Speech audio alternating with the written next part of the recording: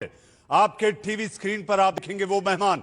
मेरे साथ इम्तियाज जलील, आप सांसद हैं, सांसद महाराष्ट्र के औरंगाबाद से। मेरे साथ सुदेश वर्मा, प्रवक्ता बीजेपी, यासिर जिलानी साहब, राष्ट्रीय मुस्लिम विचार मंच, और धर्मवीर चौधरी। सबसे पहले इम्तियाज जी, आपका देश का सवाल में स्वागत है। और स्वागत के साथ साथ मैं बता दूं कि यह बहस बहुत ही गंभीर बहस है और बहस के साथ साथ मसला भी संवेदनशील है। मैं आप सभी से आग्रह करूंगा कि बहस में एक दूसरे को नीचा दिखाने की कोशिश ना हो, अपना अपना पक्ष रखें, अपने अपने तर्क लेकर आएं। सबसे पहले इम्तियाज जी, मेरा सवाल आपसे, पहले वबा तो टल जाती, आपने बात कर दी कि सामूहिक तौर पर नमाज कर देंगे तो कोरोना भाग जाएगा। देखिए, हमने ऐसा कुछ नहीं कहा है कि सामूहिक तौर से नमाज पढ़ देंगे। हमने एक बात कही है कि पिछले 4 महीनों के अंदर सब कुछ करके देख लिया गया है, इसके बावजूद भी कोरोना है। अब हम लोगों से यही कह रहे हैं कि एहतियात करिएगा, जितना अपना आपको मास्क निकालकर पहनकर जाना है, बाहर सोशल डिस्टेंसिंग करना है, जो जो चीजें करना है वो आप करिएगा। आपने कारोबार शुरू कर दिए, धंधा शुरू कर दिया, दुकानें शुरू कर डाली, हर चीज शुरू कर दिया आपने। बाजारों के अंदर हजारों से लोग हैं तो 2-2 घंटे वहां पर घूमते हैं, देखते हैं, कुछ होता नहीं है। अब सिर्फ अगर प्रतिबंध आपने ये कहा है कि नहीं, अब इस देश के अंदर फेस्टिवल्स नहीं मनाए जाएंगे, त्योहार नहीं मनाए जाएंगे। और मैं आपको बता दूं कि जब मैंने ये मुद्दा उठाया तो मैंने साफ कहा कि मैं सिर्फ मस्जिदों को खोलने की बात नहीं कर रहा हूं, मंदिरें भी खोलिए, गिरजाघर भी खोलिए, गुरुद्वारे भी खोलिएगा और लोगों को कंडीशंस रखिएगा। आप वैसे भी कंडीशन रख रहे हैं, लेकिन आपका जब मैं ये पूरी स्टोरी सुन रहा था, देख रहा था, और आप जिस तरह से कह रहे थे कि देखिए मुसलमान मुसलमान मुसलमान, कैसा मुसलमान आज के दिन जब कोरोना है तो ये अपने त्योहार के बारे में बात कर रहा है, तो मुझे सीख कहां से मिली है आपको हैरानी होगी।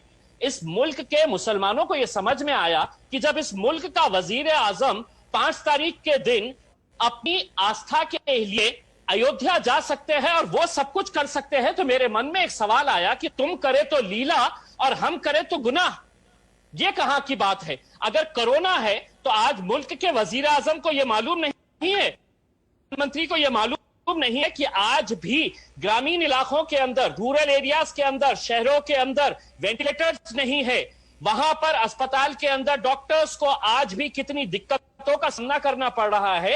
ये अगर मुल्क के वजीर आजम को नहीं पता है तो यकीनन जिस रास्ते के ऊपर वजीर आजम जा रहे हैं उसी रास्ते के ऊपर हम भी जा रहे हैं।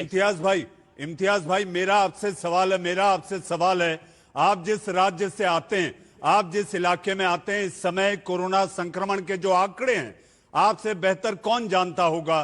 3.5 लाख को छूने को है महाराष्ट्र में आंकड़ा।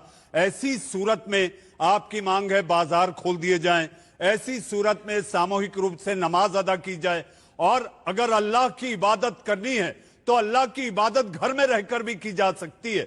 मैं ये कतई नहीं कह रहा, अल्लाह जिस तरह आप देखिए कि हिंदू रीति रिवाज में जब अभिषेक होता है और संकल्प लिया जाता है तो वो संकल्प में ये कहा जाता है कि स्थान देवताभ्यो नमः, स्थान देवताभ्यो नमः, यानी आप जहां पर हैं वहां से अगर आप ईश्वर की इबादत करने में ईश्वर को हाजिर नाजिर मान रहे हैं तो आपको इसके लिए मंदिर या किसी ईदगाह या मस्जिद की जरूरत नहीं होनी चाहिए।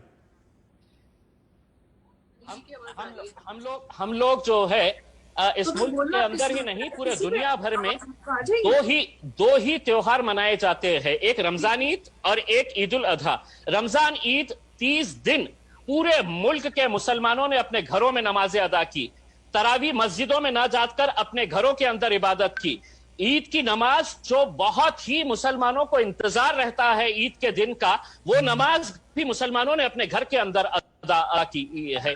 अब ऐसे हालात के अंदर हमने बाजारों को खोलने की बात नहीं की, शुरुआत तो आपने की और आपकी सरकार ने यह कहा कि नहीं, अब सबसे पहले देश के अंदर खुलेगा तो शराब की दुकानें खुलेगी, तो शराब की दुकानें आपने खोल दिए हैं। हमारा सिर्फ यही कहना है, अगर ये जितने भी तर्क आप लगा रहे हैं कि आपने मस्जिदें नहीं खोलना चाहिए, मस्जिदों में नहीं जाना चाहिए, तो फिर मेरा आपसे सिर्फ एक ही सवाल है, उसका आप जवाब दे दीजिएगा, या जो भी पैनल के ऊपर बैठे हैं वो इसका जवाब मुझे दे दीजिएगा कि 5 तारीख के दिन तक इम्तियाज भाई, इम्तियाज भाई, इम्तियाज भाई, दूसरे माननीय जो हरे कालीन पर आपके साथ चलते हैं वो भी इस समय इस पैनल में मौजूद हैं।